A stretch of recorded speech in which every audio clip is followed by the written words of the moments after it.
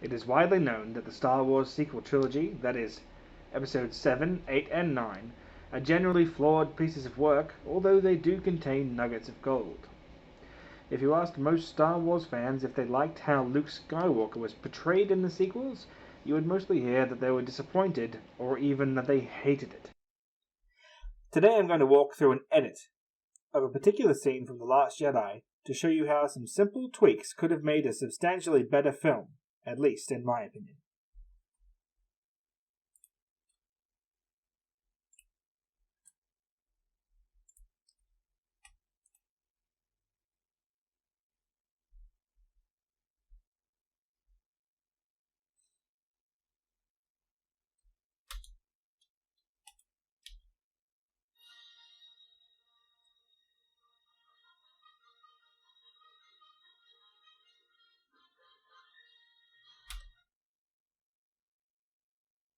Okay, so to start with, I guess one of the changes that I would make would be that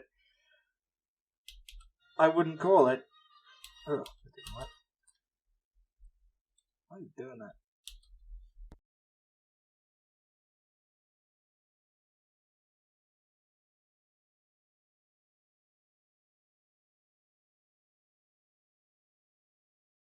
Okay, so I guess one of the first changes I'd make is that I wouldn't call it The Force Awakens, The Last Jedi, and The Rise of Skywalker. For starters, Episode 7, I call it The Age of Resistance.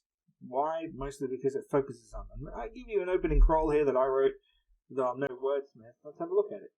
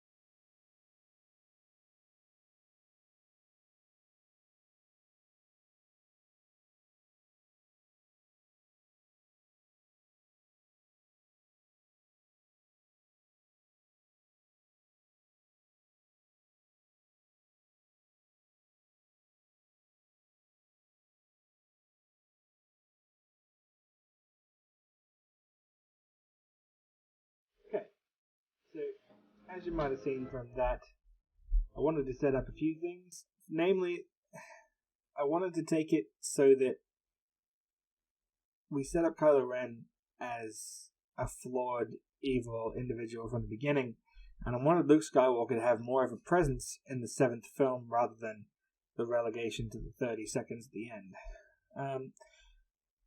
The way I'm going to do this might surprise a couple of you, but let's have a look.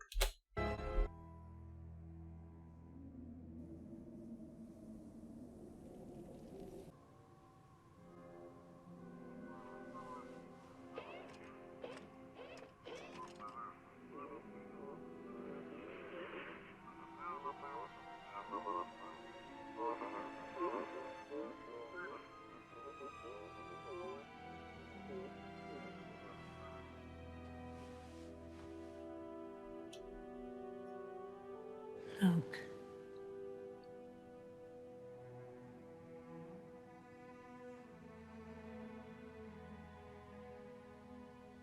I know what you're gonna say. Leia. I'm sorry. I know. I know you are. I'm just glad you're here. At the end. I came to face him, Leia.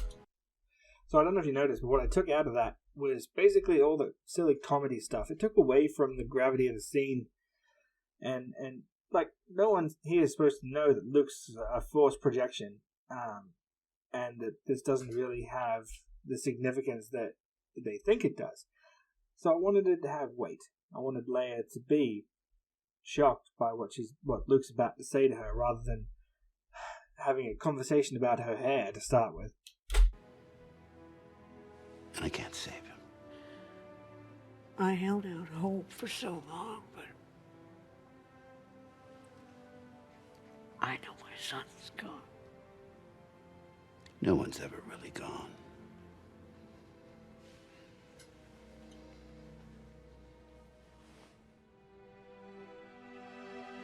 Bang, cut to... They've just smashed... the First Order's just smashed into the rebel base on Crate. Basically skipping that whole skimmer scene from the 8th movie, though a lot of people obviously liked it. But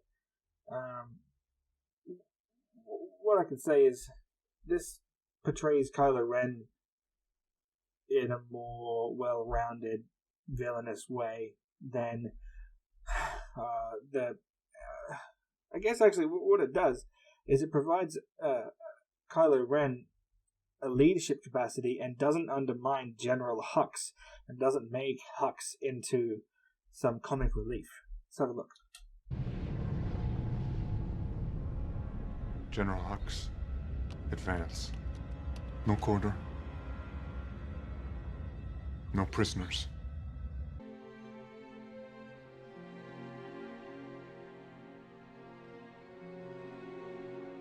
I took out the dice scene here as well. I didn't want the allusion to Han Solo being dead yet, because that hasn't happened in this version yet. Master Luke.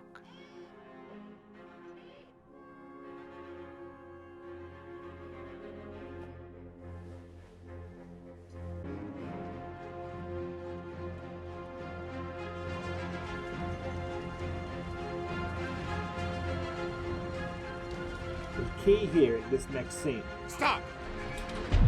To make sure that Luke didn't come off as antagonistic. When you watch him throughout the first 3 films, even towards Darth Vader and the others, while he may be defiant towards the Emperor and towards Darth Vader, he's never antagonistic. It's not in his character style. Fuck off!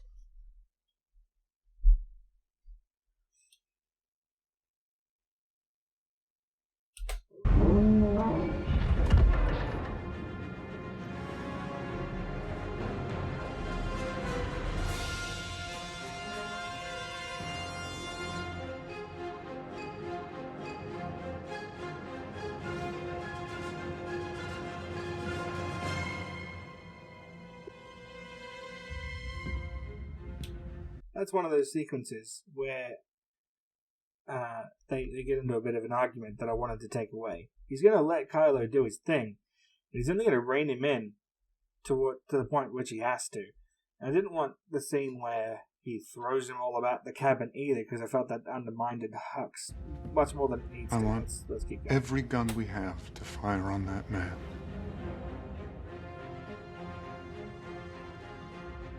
Do it.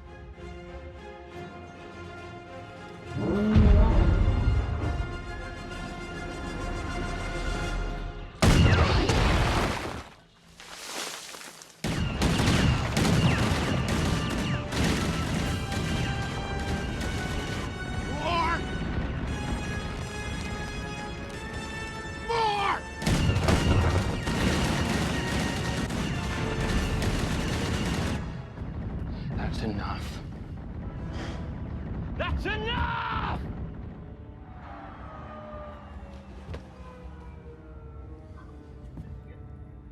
Do you think you got him?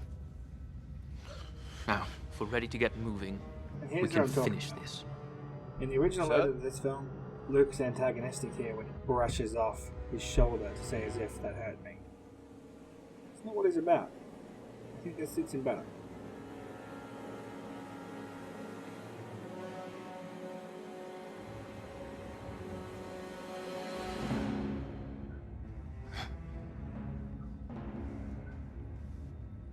Bring me down to him. Keep the door covered and don't advance until I say.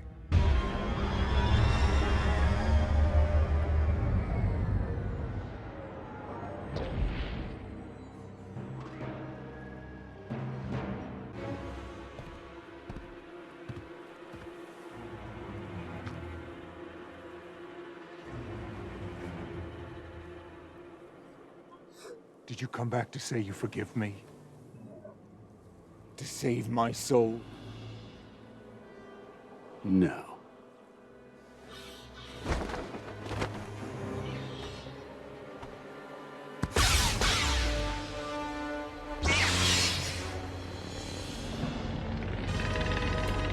before we get into it, in this upcoming scene, I made some changes. Kylo's originally talking about killing Rey. So, the way I set this up, we haven't seen Rey yet. She's still on Jakku. This is happening beforehand. Like, the only real issue is the scar on Kylo's face. It shouldn't have happened yet. But, the important thing is, I wanted to show that he's a bit more depraved.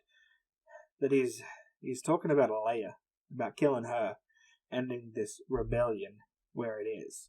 Let's have a look.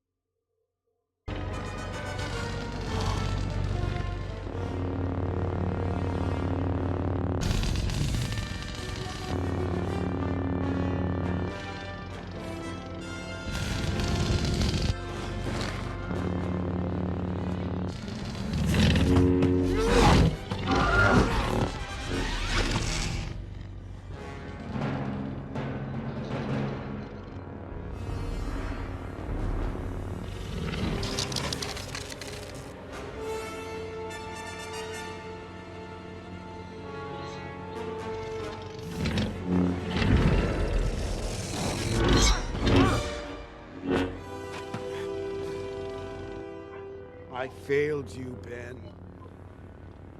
I'm sorry. I'm sure you are. The war is over. And when I kill you, I will have killed the last Jedi. Amazing. Every word of what you just said was wrong. The rebellion is reborn today.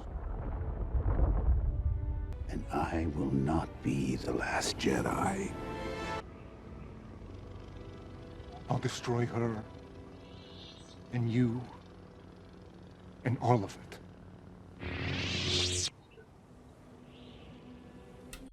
See, this is really good, actually. What this is doing is it's drawing a parallel between Luke and what Obi-Wan did in the Force, the original fight, the New Hope. But what it also does is it brings him back to where he was at the end of the last, what's it called? At the end of Return of the Jedi, where he refuses to fight anymore. That's why it's good. No. Strike me down in anger and I'll always be with you.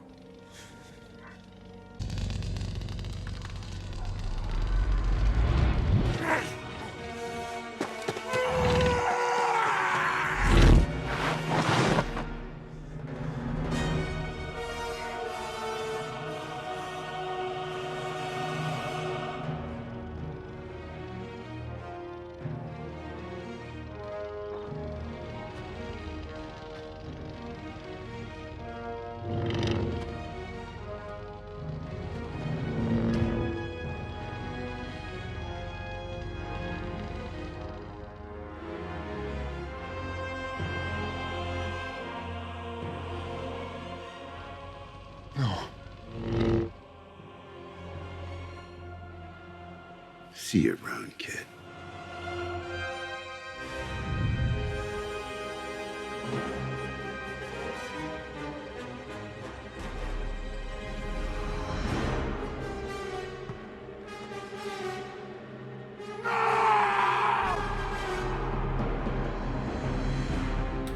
So what was key there? Also, you might have seen some flashes of some bits where I missed some of the shots, but I wanted to take out Luke's extraordinary effort. He's a powerful Jedi Master. I think it goes without saying he could probably handle doing that without a negative consequence. But let's keep going.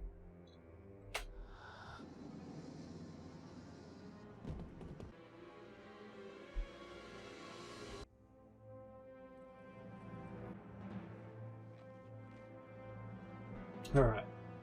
So that's it. That's how some small changes, in my opinion, could make The Last Jedi and the sequel trilogy into better movies. If you want to see more of this, I got more of it made. But I want to, just presume. So, if you do, let me know. And we'll go from there. Let me know what you thought. Write it down in the comments. I'll take the time to have a look and reply. Bye.